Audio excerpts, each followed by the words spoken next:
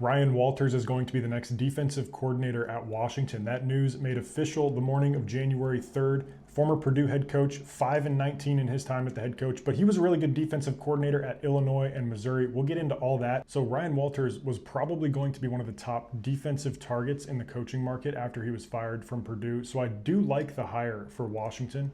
We're going to have to see if it works out. He does run a unique scheme. It worked really well at Illinois. And when he took that job at Purdue, he came in with a lot of momentum. He was the defensive coordinator at Illinois from 2021 to 2022, and that Illini defense in the 2022 season was one of the best in the country. It was third in total yards that season, allowing just 273, and they were first in scoring defense. They allowed just 12.8 points per game. They had some really talented players, specifically in the secondary. Devin Witherspoon now plays for the Seahawks. He was the number 5 overall pick. They also had Quan Martin at cornerback and Sidney Brown at safety, a couple of other top 100 picks in that same draft class. Johnny Newton was up on the defensive front for that team. He led the team in sacks, tackles for loss, and he was third on the team in tackles in 2022 on the defensive line. So when he showed up in West Lafayette, there was a lot of momentum behind him as it was his first stint as a head coach. But he ended up going just 5-19 overall. They were 1-11 this season, despite what he was trying to build there. So he's a defensive coach, obviously, but they went out and got Graham Harrell to call plays on offense. They got Texas transfer quarterback Hudson Card. You started to think that they were going to get some momentum on that offensive side of the ball and recruit the defensive side of the ball like he knows how to do so well. And the Boilermaker defense had one of the key pieces for the scheme that he likes to run, a cover one defense that requires a very talented safety, knowledge of the defense and coverage assignments. They had it with Dylan Thieneman. Well, Thieneman just ended up transferring to Oregon after this season, but he led the Boilermakers in tackles in each of the last 2 seasons. He had 104 this season, 106 the year prior in West Lafayette. And then he made some big recruiting moves in the offseason leading up to the 2024 season. Former class of 2025 5-star cornerback from Tennessee, Terrion Grant, reclassified to 2024 and committed to Purdue and enrolled early. So he was actually on the roster at Purdue this season at cornerback. The 5-star became a 4-star after the reclassification, but he was on the team and he played in several games this season for the Boilermakers. He also ended up transferring after this season. He's going to Texas Tech. So things kind of fell apart with that team. They fired their offensive coordinator, Graham Harrell. Hudson Card really didn't pan out on the offense. And Ryan Walters himself actually ended up calling plays for the majority of last season in their 1-win season.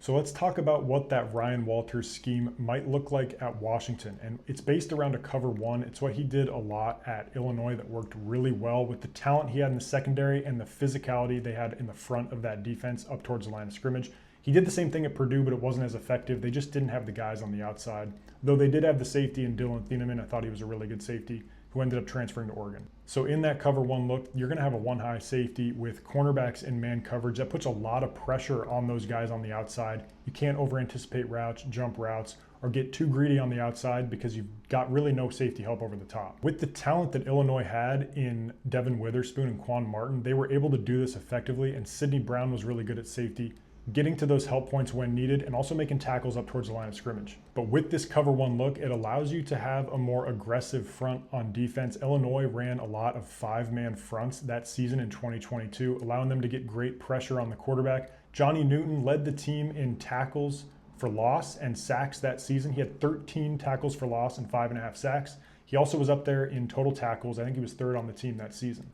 Another defensive lineman, Keith Randolph, was also tied for 13 tackles for loss. A lot of disruption at the front of that defensive line when you're allowed to play that 5-man front. So what might that defense look like when Ryan Walters gets here to call plays as the defensive coordinator at Washington? It's probably going to be a lot of cover one, a lot of man coverage.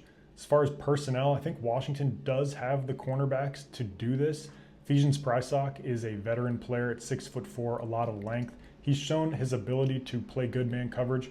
Problem is, does he have the speed to keep up if he gets beat? Can't over-anticipate routes because you can get beat and there's not a lot of safety help. Thaddeus Dixon, it's a similar story. If he does return next year with that junior college eligibility waiver situation, I think he could be really good. He's an aggressive cornerback. He's known for his ability to jump routes, anticipate things.